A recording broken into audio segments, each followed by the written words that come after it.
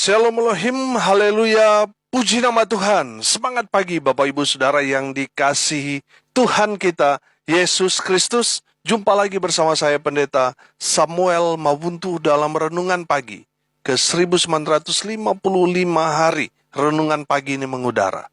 Puji Tuhan. Bapak Ibu Saudara yang dikasihi Tuhan, sebelum kita membaca, mendengarkan, dan merenungkan firman Tuhan hari ini, mari kita berdoa. Minta pimpinan Roh Kudus. Kita berdoa. Bapa di surga, berbicaralah kepada kami semua. Pakai firman Tuhan ini untuk menegur kami, menasihati kami, meneguhkan iman percaya kami. Dan pakai firman Tuhan ini untuk memberkati kami semua. Di dalam nama Tuhan Yesus yang adalah firman Allah yang hidup, kami berdoa. Amin. Haleluya. Bapak Ibu Saudara yang dikasihi Tuhan, bersama dengan saya kita akan belajar Alkitab dari kitab Kejadian sampai kitab Wahyu. Mari buka Alkitab kita dalam kitab 2 Tawarik pasal 18 ayat 1 sampai ayat 13. Di bawah perikop Ahab memerangi Ramot Gilead. Nabi Tuhan berhadapan dengan nabi-nabi palsu. Demikian firman Tuhan. Ketika Yosafat kaya dan sangat terhormat, ia menjadi besan Ahab. Beberapa tahun kemudian, pergilah ia kepada Ahab di Samaria.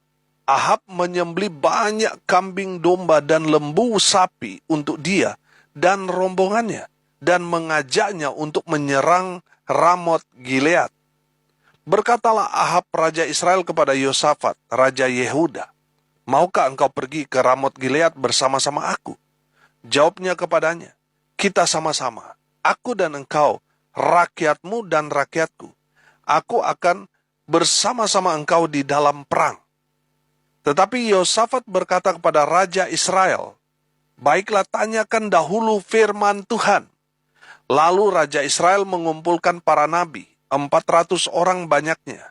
Kemudian bertanyalah ia kepada mereka, "Apakah kami boleh pergi berperang melawan Ramot Gilead, atau aku membatalkannya?" Jawab mereka, "Majulah, Allah akan menyerahkannya ke dalam tangan raja." Tetapi Yosafat bertanya, "Tidak adakah lagi seorang nabi Tuhan, supaya dengan perantaraannya kita dapat meminta petunjuk?" Jawab Raja Israel kepada Yosafat, "Masih ada seorang lagi yang dengan perantaraannya dapat diminta petunjuk Tuhan. Tetapi aku membenci dia, sebab tidak pernah ia menubuatkan yang baik tentang aku, melainkan selalu malapetaka. Orang itu ialah Mika bin Yimlah." Kata Yosafat, "Janganlah raja berkata demikian." Kemudian Raja Israel memanggil seorang pegawai istana, katanya, "Jemputlah Mika bin Yimlah dengan segera." Sementara Raja Israel dan Yosafat, Raja Yehuda, duduk masing-masing di atas tahtanya dengan pakaian kebesaran di suatu tempat pengirikan di depan pintu gerbang Samaria, sedang semua nabi itu bernubuat di depan mereka. Maka Sedekia bin Kenaana membuat tanduk-tanduk besi lalu berkata, "Beginilah firman Tuhan, dengan ini engkau akan menanduk Aram sampai engkau menghabiskan mereka." Juga semua nabi itu bernubuat demikian, katanya, "Majulah ke Ramot Gilead, dan engkau akan beruntung, Tuhan akan menyerahkannya ke dalam tangan raja." Suruhan yang pergi memanggil Mika itu berkata kepadanya, "Ketahuilah, nabi-nabi itu sudah sepakat meramalkan yang baik bagi raja. Hendaklah engkau juga berbicara seperti salah seorang daripada mereka dan meramalkan yang baik." Tetapi Mika menjawab, "Demi Tuhan yang hidup, sesungguhnya apa yang akan difirmankan Allahku, itulah yang akan ku katakan." Amin. Haleluya. Bapak Ibu Saudara yang dikasihi Tuhan, hari ini kita akan belajar tentang seorang raja yang bernama Yosafat. Saudara, firman Tuhan ini berkata, di ayat 1, ketika Yosafat kaya dan sangat terhormat, ia apa? Ia menjadi besan Ahab. Kita tahu bersama bahwa Ahab ini raja yang jahat. Dia punya istri yang terkenal yaitu Isabel, yang mengejar, meneror Nabi Elia, sehingga Nabi Elia pergi bersembunyi di Sungai Krit. Nah, saudara yang dikasihi Tuhan, dari Raja Yosafat ini kita akan belajar bahwa seorang yang baik, kalau di dalam pergaulannya dia berhubungan atau circle-nya dia dengan orang yang tidak baik, saudara, lama-kelamaan yang baik itu berubah menjadi tidak baik. Karena apa? Karena komunitas, circle-nya dia adalah orang yang tidak baik.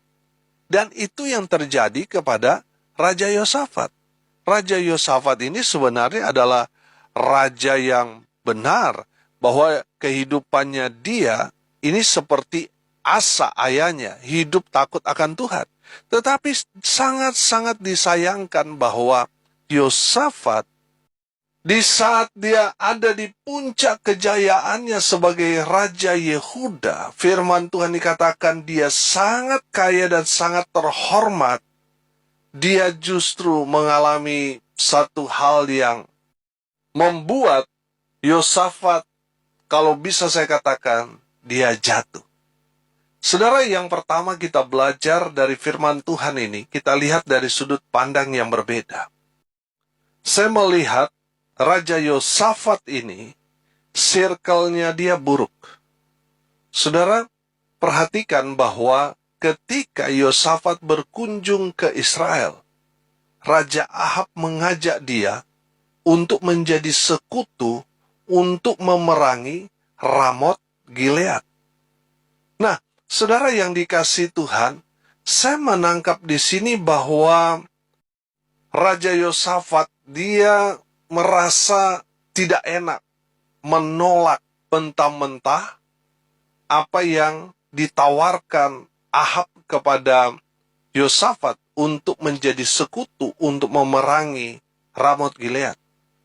Saudara, saya melihat di sini bahwa Yosafat sebenarnya tidak dapat menolak apa yang menjadi permintaan Ahab terhadap Yosafat untuk pergi berperang bersama dengan Ahab memerangi Ramot Gilead.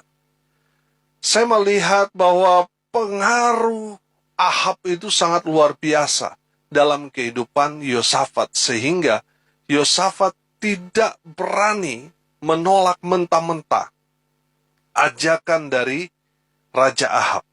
Sudah bisa melihatnya di ayatnya yang kedua, ayat dan juga ayat 3, di mana Ahab menyambut dia dengan luar biasa, memotong banyak hewan untuk pesta penyambutan Raja Yosafat yang datang dari Yehuda ke Israel. Saudara, saya mau bilang begini, kadangkala ketika kita diajak makan dan gratis, saudara, sebenarnya di belakang itu ada agenda tersembunyi. Saudara lihat, Ahab ini pinter ya. Dia kasih makan dulu, dia sambut dengan luar biasa, baru dia mengutarakan niatnya untuk dapat mempengaruhi Yosafat untuk pergi bersama-sama dia berperang melawan Ramot Gilead. Saudara yang dikasihi Tuhan, hati-hati dengan lingkaran kita, dengan siapa kita bergaul, hati-hati. Karena itu akan mempengaruhi kita. Makanya banyak orang, saudara, banyak orang yang salah pergaulan, akhirnya masa depannya rusak. Karena apa, saudara? Circle-nya dia buruk. Saudara yang dikasihi Tuhan, Yosafat, circle-nya dia buruk. Makanya dia terpengaruh. Nanti sebentar kita akan lihat. Yang kedua, saudara, Yosafat, sensor kepekaannya pada suara Tuhan itu pudar. Dia sudah nggak peka lagi. Karena apa, saudara? Sudah ada rasa nggak enak di dalam dirinya kalau menolak mentah-mentah. Betul. Di sini dia katakan Tanyakan dulu firman Tuhan. Saudara yang dikasihi Tuhan, saya melihat di sini, Yosafat, dia sudah hilang sensor kepekaan dia. Karena yang mengajak dia seorang raja dan juga besannya. Saudara, kalau seandainya yang mengajak saudara orang kaya, orang yang betul-betul punya segalanya, pasti saudara akan juga menerobos prinsip-prinsip atau tembok-tembok yang saudara bangun. Akhirnya saudara mulai kompromi, saudara. Saudara, saya melihat bahwa Yosafat mengalami hal itu. Kalau kita belajar, saudara, dari kebenaran firman Tuhan di sini sebenarnya, Yosafat itu, dia salah berjalan bersama dengan Ahab. Kalau kita baca ayat selanjutnya itu, akhirnya kan Mika bin Yimla itu kan, akhirnya kan dia sepakat dengan 400 nabi-nabi palsu itu. Saudara, bukan karena tanpa tujuan. Kalau saudara mempelajari firman Tuhan ini, Tuhan mengizinkan Mika bin Yimla itu setuju dengan 400 nabi palsu itu. Dengan tujuan apa? Supaya mereka pergi berperang, dan di saat itulah Tuhan mau bunuh Ahab. Saudara, kita belajar dari kebenaran firman Tuhan ini ketika mereka pergi berperang, bahwa raja dari musuh mereka berkata, jangan berperang dengan sembarangan, cari Raja Israel, bunuh dia. Jadi pasukan dari Ramot Gilead ini tidak berperang sembarangan. Mereka mencari sasaran mereka, yaitu mencari Raja Israel. Tetapi di dalam peperangan itu mereka justru menangkap Yosafat. Kalau saudara melihat di ayat 31 di sana bagaimana Yosafat berteriak, berdoa, dan Tuhan menolongnya. Saudara, dan ada salah satu tentara Ramot Gilead. Dia hanya menarik panahnya dengan sembarangan, tetapi rupanya panahnya itu mengena kepada tubuh dari Raja Ahab. Saudara yang dikasihi Tuhan, dari firman Tuhan itu kita melihat bahwa seorang yang benar sekalipun sama seperti Raja Yosafat bisa salah mengambil keputusan.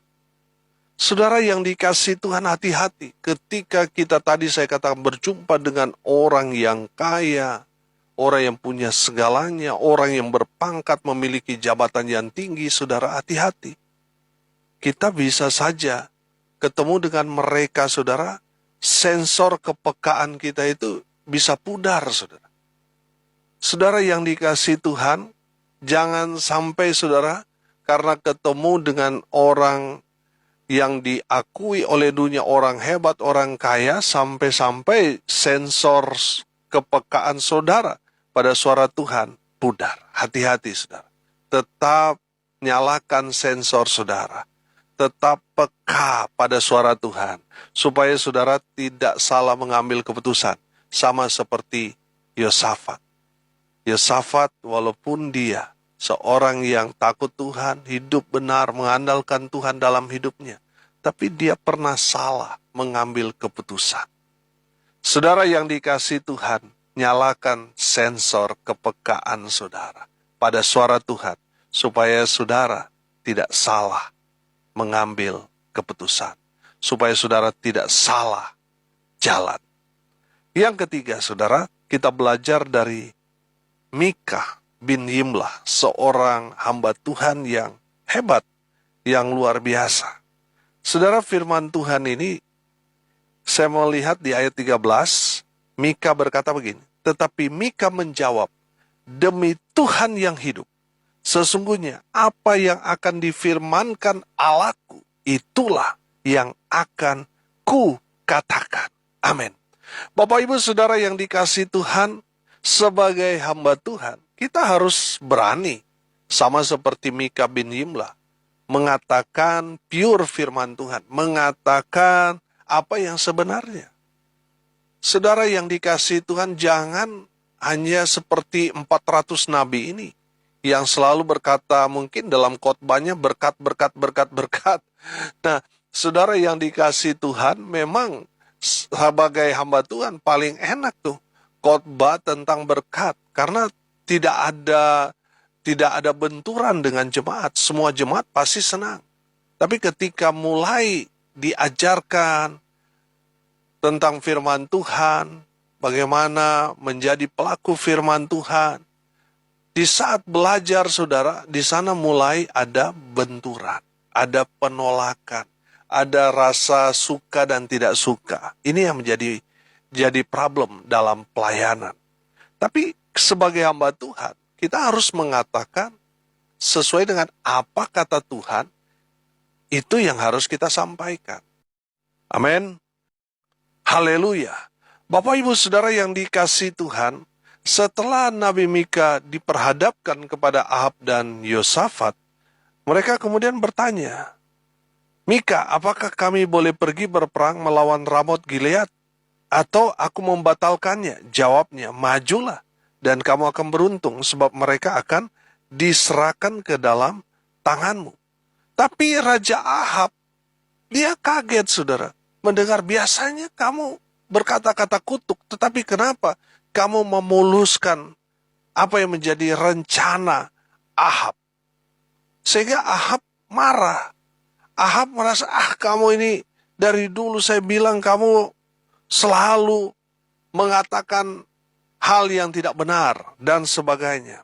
Nah, saudara yang dikasihi Tuhan, dari kebenaran firman Tuhan ini, Tuhan berfirman kepada Nabi Mika untuk menyampaikan supaya mereka pergi maju berperang. Saudara, sepertinya Nabi Mika setuju dengan 400 nabi-nabi palsu itu, tapi sebenarnya tidak. Kita melihat bahwa itu adalah rencana Tuhan. Rencana Tuhan apa? Supaya Ahab maju berperang, karena dalam peperangan itu Tuhan mau membunuh Ahab. Saudara, Ramot Gilead ketika berhadapan dengan tentara-tentara Israel itu, Raja Ramot Gilead mengatakan kepada prajuritnya untuk jangan berperang sembarangan. Cari Raja Israel dan bunuh dia. Tapi dalam peperangan itu mereka menemukan Yosafat. Tapi Yosafat dia berteriak, lalu dia berseru kepada Tuhan, Tuhan menolong dia. Ada seorang prajurit dari Ramot Gilead, dia tidak sengaja menarik busur panah dan melepaskan anak panah, tapi anak panah yang dilepaskan tidak sengaja itu justru menancap pada tubuh Raja Ahab, dan akhirnya Raja Ahab mati. Saudara yang dikasihi Tuhan, dari kebenaran firman Tuhan ini kita belajar bahwa sebagai seorang hamba Tuhan, kita harus berani menyampaikan firman Tuhan, walaupun kita berhadapan dengan raja-raja. Lihat Mika, dia nggak takut, walaupun resikonya dia akhirnya kan dipenjara, tapi dia nggak takut mengatakan kebenaran. Saudara yang dikasihi Tuhan, sebagai hamba Tuhan kita harus menyampaikan apa adanya firman Tuhan. Jangan takut. Ketika sudah menyampaikan teguran firman Tuhan, jangan takut jemaatmu tersinggung. Dan jemaat, dengar ini baik-baik. Kalau ada hamba Tuhan, gembala saudara, pendeta saudara, menegur saudara, saya mau bilang, itu hamba Tuhan yang baik. Dia menegur saudara supaya saudara bertobat, sadar, supaya saudara diselamatkan. Kalau dia tidak menegur saudara, padahal saudara jelas-jelas hidup dalam dosa, sudah hidup dalam ketidakbenaran, tapi hamba Tuhan saudara tidak pernah menegur saudara, saya mau bilang, itu hamba Tuhan yang jahat. Dia tidak peduli dengan hidupmu. Saudara mau binasa, dia nggak peduli, makanya dia nggak berani mau tegur saudara. Dia biarkan saudara hidup dalam dosa, dan akhirnya saudara binasa. Saya mau bilang, hamba Tuhan yang tidak berani menegur saudara yang sudah hidup dalam dosa, itu hamba Tuhan yang jahat. Dia hanya mengasihi dompet saudara. tapi dia tidak mengasihi nyawamu. Seorang hamba Tuhan yang dipakai Tuhan dengan luar biasa, yang betul-betul mengasihi saudara, yang tidak mau saudara binasa, adalah hamba Tuhan yang mau menegur kita ketika kita salah jalan. Dia menegur kita. Jadi saudara yang dikasihi Tuhan, bersyukurlah saudara kalau hamba Tuhan, gembala, pendeta saudara, menegur saudara. Itu berarti dia mengasihi saudara. Dia mau saudara selamat. Amin. Bapak Ibu saudara yang dikasihi Tuhan, hari ini kita belajar dari Yosafat dan Nabi Mika. Yosafat betul orang baik. Dia hidup takut Tuhan.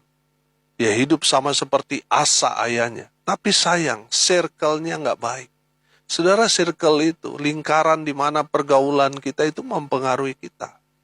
Jadi pastikan saudara bergaul dengan orang-orang yang hidup takut Tuhan. Hidup dalam kebenaran firman. Amin. Dan yang kedua saudara, sensor kepekaan Yosafat itu pudar. Karena di depan dia ada Raja Ahab. Masing-masing mereka punya kuasa. Hati-hati saudara. Ketika saudara berjumpa dengan orang kaya, orang yang punya posisi, jabatan, punya segalanya. Bisa saja saudara, sensor kepekaan saudara pada firman Tuhan, pada suara Tuhan itu pudar saudara. Karena saudara bertemu dengan orang yang kaya, punya jabatan dan lain sebagainya. Hati-hati saudara. Pastikan saudara sensor kepekaan saudara pada suara Tuhan tetap menyala. Sehingga saudara tidak kompromi dengan dosa. Yang ketiga, dari Mika kita belajar sebagai hamba Tuhan. Sebagai hamba Tuhan, kita harus berani menyampaikan firman Tuhan apa adanya. Tanpa ada yang kita belokkan untuk kepentingan pribadi. Tidak. Tapi biarlah yang kita sampaikan pure firman Tuhan. Bukan menjadi motif atau modus, tapi murni firman Tuhan. Amin. Mari kita berdoa. Terima kasih Bapa di surga atas kebenaran firman yang mengajarkan kami banyak hal. Berkati semua pendengar, sehingga mereka betul-betul belajar firman Tuhan dan menerapkannya dalam kehidupan mereka sehari-hari. Hamba berdoa berkati semua pendengar, baik kehidupan pribadi mereka, rumah tangga, usaha, pekerjaan, pelayan mereka diberkati. Mereka yang sakit disembuhkan. Mereka yang lemah imannya Tuhan kuatkan, teguhkan dalam nama Yesus.